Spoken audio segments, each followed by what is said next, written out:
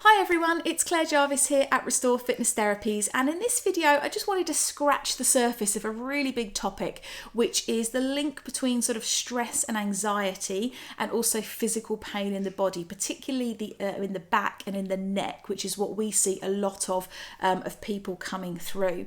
Now, stress presents itself in the body in a very, very physical way. It's very, very obvious. It can be mood swings, fluctuations in weight, it can be headaches, it can be the quality of our skin, our hair, and nails, and it also presents itself through physical pain, basically tight muscles. And the most common area for people with stress and anxiety to be hanging on to that tension and have that stiffness and tension in their muscles is normally the neck and through the upper back as well.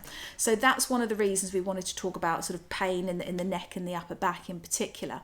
Now, the thing we need to do first of all is try and sort of connect the dots and figure out really where this stress may be coming from. And that's a very individual thing that we can't just give you a quick answer for. But what we do recommend for clients who are struggling with that is to keep a little bit of a diary and try to just raise their awareness to where this stress may be coming from in their life. It can be work related for a lot of people. For others, it's family related, either having children to care for or elderly relatives to care for. And for some people, it's actually environmental, like physical stress on living in a poor environment, or for some people they get very concerned about sort of world events that are quite out of their control.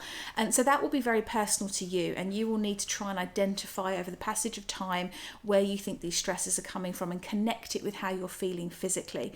But basically, a lot of people bring that tension, that anxiety up into their neck, into their upper body. It can start to restrict their joint movement because their muscles become very tense, and usually their posture suffers as a result as well.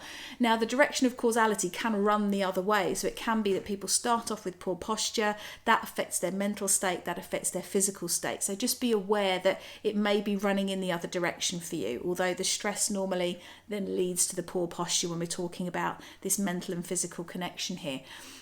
So once you've sort of identified what you think the trigger or the triggers may be for you, you then need to go about setting about trying to sort of eliminate them if at all possible, or reduce them, which is actually more realistic for most people. And again, how you do that is going to be entirely individual. It's going to be entirely dependent on what the triggers are for you. So we can't really tell you that precisely, but just to sit down and have a think about that and maybe chat with someone about that who may be able to come up with some ideas and help you out. But the core things that everybody can do to reduce stress in their life or eliminate it is first of all to think about the food that they're eating and the exercise that they're taking and time out. So in terms of food, our brain health relies on us putting good, nutritious, quality living food into our body. Often when we're stressed, it's exactly the time we revert to the junk food and all the things which aren't going to do us any physical good or any mental good. So overuse of caffeine, for example, is not going to help you to sleep well, which is only going to heighten your anxiety. So addressing what you're putting in your body is a really good place to start and can really give you a solid foundation from which to think more clearly and better handle stress in your life, and therefore get a better physical result in your body. Exercise is also so important, partly in just using those muscles, reducing stiffness, reducing muscle tension, but also on giving you that focus and that clarity, which again is going to help you better manage stresses in your life. And then finally, actually scheduling some time out for yourself.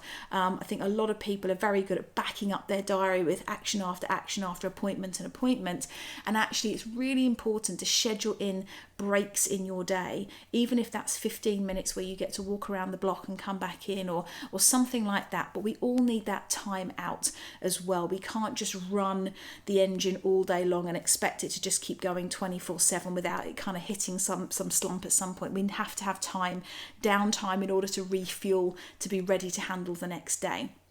So those are the three major things that everybody can do. In terms of exercise, we're not saying you have to go training for a marathon. You can do if that's your bag, if that's going to help you and that's what you want to do. But we would always recommend, obviously, Pilates to people. It's a really gentle form of exercise. You don't need to be super fit to start doing it. You don't need to be super bendy. It's suitable for everybody. It's low impact. You're not going to damage your body through Pilates. But what you are going to do is get some lovely stretches to help you reduce the tension that you may be hanging on to, We're going to teach you how to strengthen your body and improve your posture, which is going to help you breathe better, stand better. And when you stand better, you feel better as well. So it's a really, really beneficial form of exercise. It also has this kind of mind-body connection. It's not spiritual in any way, but what we do is focus on our breathing techniques, and we do encourage people to try and focus on what they're doing with their bodies. And by virtue of that, it's very difficult to be worrying about what's going on in your life when you're focusing on your breath and you're focusing on your body. So most of our clients find that after a 45 or a 60-minute session, they've really managed to put on the side or put on the shelf things that may have been concerning them. And then they can go back to those issues with much greater clarity and perspective. So stress and anxiety can present itself in the body in very physical ways.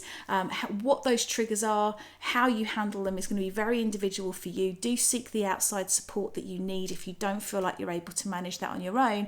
But the things you can immediately start doing are addressing your diet, giving yourself some downtime, and looking into a nice, gentle, kind of low impact form of exercise like Pilates, which is going to help you with both the physical and the mental aspects of managing stress. So I hope that's been useful to you. If you'd like to speak to us about some of our classes and how we might be able to help you, we would love to hear from you. So please do get in touch if that's of interest to you.